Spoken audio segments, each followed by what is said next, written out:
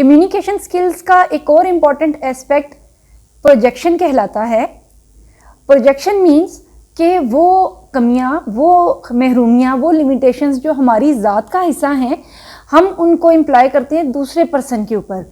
यानी मैं खुद सर्द महर हूँ, मैं खुद एक कोल्ड और रिजिड पर्सन हूँ, मेरे अपने अंदर बहुत तुनक मजाजी है, मैं सख्त पर्सन हूँ खुद, लेकिन मैं ये कहूँ कि जो दूसरे लोग हैं ना वो मेरे साथ सख्ती का बर्ताव करते हैं और मेरे साथ खंदा पेशानी से पेश नहीं आते हैं। तो वो खूबियाँ और खामियाँ, basically most of the time तो खामियाँ ही, जो दरअसल मेरी अपनी ज़ात का हिस्सा हैं, वो मैं प्रोजेक्ट करूँ दूसरे पर्सन के ऊपर। कम्युनिकेशन स्किल्स में ये एक इम्पॉर्टेंट बैरियर होता है, स्पेशली उस वक़्त जब हम दूसरों के बारे में एक बदगुमानियाँ पैदा करने की कोशिश करते हैं और अपने जहन में, अपने तख़य्युल में बड़ी ही अजीब अजीब बातें घड़ लेते हैं। तो जो प्रोजेक्शन है ये दरअसल हमारी अपनी ईगो को प्रोटेक्ट करने का काम करता है। हमें अपनी ज़ात से बड़ा प्यार होता है और हम ये चाहते हैं कि हमारी ज़ात को कोई निशाना ना बनाए, हम पर कोई तनकीद ना करे। यहाँ तक कि जो हमें ये डर होता है ना कि हम खुद अपने आप को भी क्रिटिसाइज़ करते हैं, हमारे अंदर एक खुद एहतसाबी का निज़ाम मौजूद है। जो हमारी सुपर ईगो है वो हर टाइम हमें जो है ना बताती रहती है, सही और गलत में डूज़ और डोंट्स बताती रहती है। हमारा एक ज़मीर है जो हमें हमेशा गाइड करने की कोशिश करता रहता है। तो जब हमारे अंदर कुछ बुराई पैदा होती है ना, कोई कमी पैदा होती है, या हमारे अंदर कोई ऐसी इमोशनल कॉन्फ्लिक्ट पैदा होती है, तो इसका कोई ना कोई जवाब अपने आप को प्रोटेक्ट करने के लिए हमारे अंदर से ज़रूर डेवलप होता है। उनमें से एक जो इम्पॉर्टेंट आंसर है ना, उनमें से एक आंसर जो है वो प्रोजेक्शन है, और भी बहुत सारे आंसर्स डेवलप होते हैं। तो ये प्रोजेक्शन की नॉलेज आई कहाँ से? ये तकरीबन वही मॉडल है कि जो जैसे कि आप प्रोजेक्टर यूज़ करते हैं, कि वो चीज़ जो दरअसल लैपटॉप के ऊपर शो हो रही है वो आपको पिछली दीवार पर बड़ी होकर और मैग्नीफाई और ब्रिलियंट होकर बड़ी मैग्नीफाइड विविड वे में आपको नज़र आती है। तो सेम वे प्रोजेक्शन में भी वो क्वालिटी, वो एस्पेक्ट जो कि दरअसल हमारी अपनी ज़ात का हिस्सा है, हम खुद वो लैपटॉप हैं और जो दीवार है वो दूसरा पर्सन है, और उसके ऊपर वही इमेज जो दरअसल हमारा अपना इमेज है वो और ग्लोरीफाई होकर और बड़ा हमें नज़र आना शुरू हो जाता है।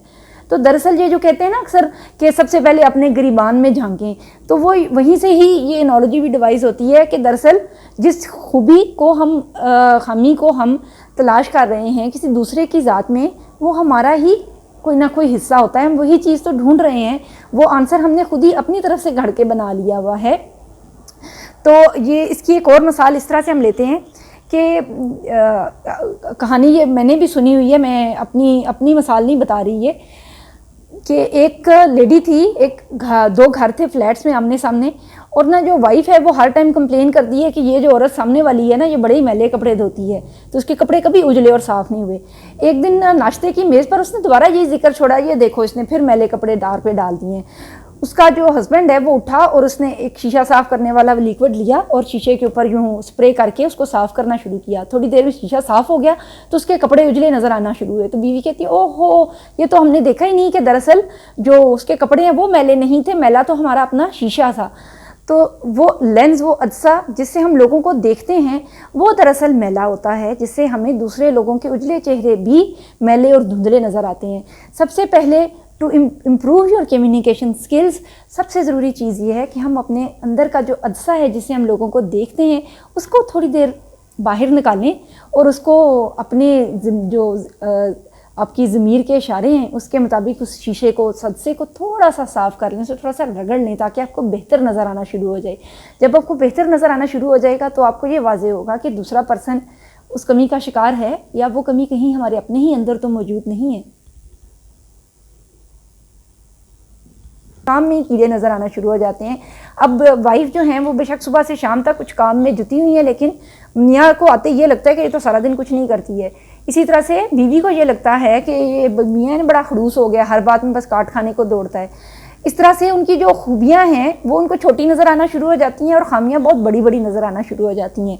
तो ये जो रेजोल्यूशन है ना हमारी, जिस तरह हमारी कैमराज में एक, पता है आपने देखा है रेजोल्यूशन वो हैं, इसकी इमेजेस हैं, मुझे एग्जैक्ट वर्ड शायद नहीं मैं सही बता रही अभी, लेकिन ना उसमें वो बने हुए हैं कि रेशोज़ हैं, उनकी एस्पेक्ट रेशोज़ हैं जो आप अपनी मर्ज़ी से इंक्रीज़ या डिक्रीज़ कर सकते हैं।